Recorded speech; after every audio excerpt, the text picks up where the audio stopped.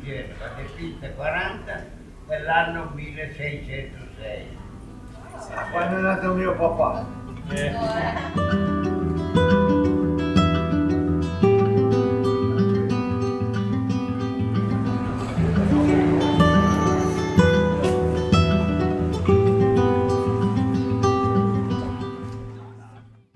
As you can see on the screen, this is what I use to shoot and document my short trip to Italy. This is the technical aspect of it, and you probably recognize the gear, but I shot mainly with my Sony A7IV with a 35mm pancake lens. I also brought my zoom lens to get me covered in case of rain, because my little 35 is not weather sealed actually. I also used my RICOH GRIII, but just one day when stopping in a cute little town for our first lunch in Italy. And finally, I also used my phone a lot to capture some video clips here and there. Now that the gear I use is listed, I want to talk about the mindset I was in to photograph Italy and how flexibility made me really enjoy the trip and shooting with no stress. This was sort of our honeymoon trip with my wife, and I didn't want my photography or my desire to make a YouTube video out of this trip to be an obstacle to enjoying our time together in Italy. I really went there without any expectation to get results, neither on the photography or video side. I am very confident in saying that if in the first place you enjoy your time during a trip or a Sunday walk or whatever the context may be, with a camera around your neck, you will be very likely to take good photos. By placing the enjoyment and living the experience fully as the main objective, your photography and creativity will follow naturally. Doing touristy activities, sitting at cafes or on a bench just watching people passing by are good examples of things I like to do to enjoy the moment, and that leads me to me wanting to take photos. So in the end, with the combination of having absolutely no pressure and placing the enjoyment first, I actually came back with a bunch of photos I really do like and some really nice short video clips. And if I'm making this video now, it means that they are actually sufficient to make a YouTube video and also increase my photo collection.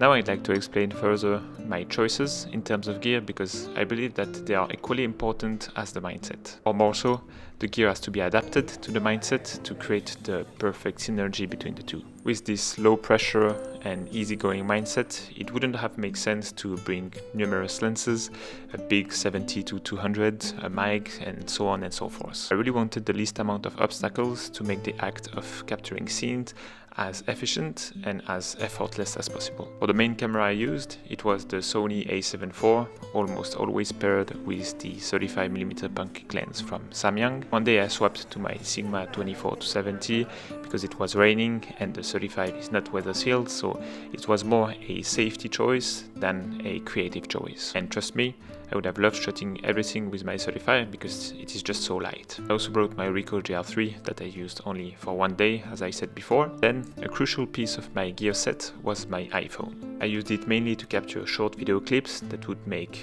really nice B-rolls for any sort of video I would create. Using a phone to do so makes it very easy, very fast and very efficient. I keep it very simple. I set all the video settings on my iPhone a while back and I haven't touched them since then. Always at 4K 24 FPS, most compatible file format and -0.7 exposure. and you're pretty much good to go. There is a setting somewhere to tell your iPhone to keep all the previous settings, so every time you turn on the camera, you wouldn't have to lower again the exposure. I was using both the 1x and telephoto lens depending on the scene. The only trick to make your footage look a bit more professional or a bit more expert is locking your exposure and focus. If your exposure keeps changing during the clip, it will look very amateur, so to lock everything you just have to touch and keep your finger where you want to focus until the message appears that everything is locked. That's it for the video part on the iPhone, and I also got 2 or 3 photos with it, and here again it's pretty simple. Always underexposing very slightly and shooting Pro RAW. For pretty wide daylight scenes where you don't play with a lot of depth of field, you can get pretty nice results, I think. When I had a little bit more time, for example when my wife was also grabbing a few pictures or stepping into a shop, I captured a few clips with my A7IV, but it was not my priority.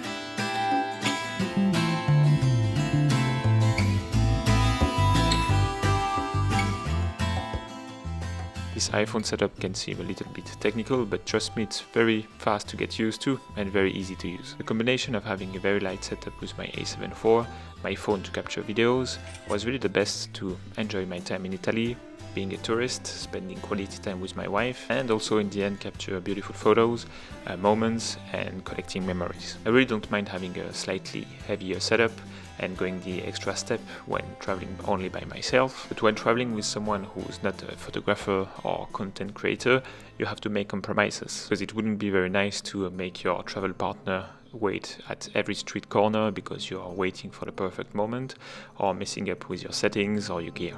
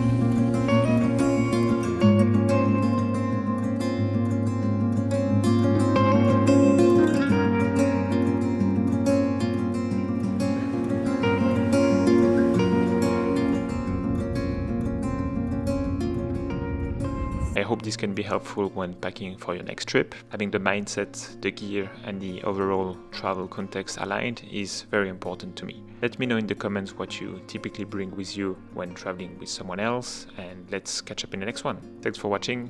Bye.